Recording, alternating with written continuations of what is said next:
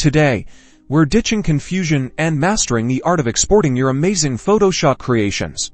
First things first, open your project and tap File on the menu bar, then go to Export. You'll see a selection of options to choose from. So let's break down what's important. Export as is your go-to for high-quality exports. Choose it, and a new window will pop up showcasing your artwork. Examine the right-hand side of the window. You'll find a format drop-down. This is key.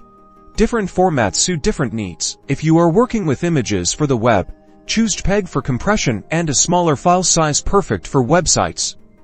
Or PNG for images with transparency. With PNG, you will keep your image's background transparent. Photoshop defaults to a quality slider, so adjust as needed. Notice how adjusting the quality affects the file size.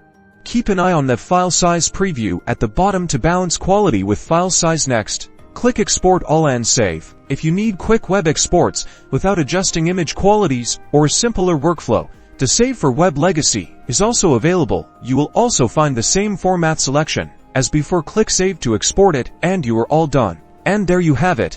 Now you can confidently export your creations in Adobe Photoshop Cc2019. Don't forget to practice these steps and keep creating. #export the top #Photoshop guy.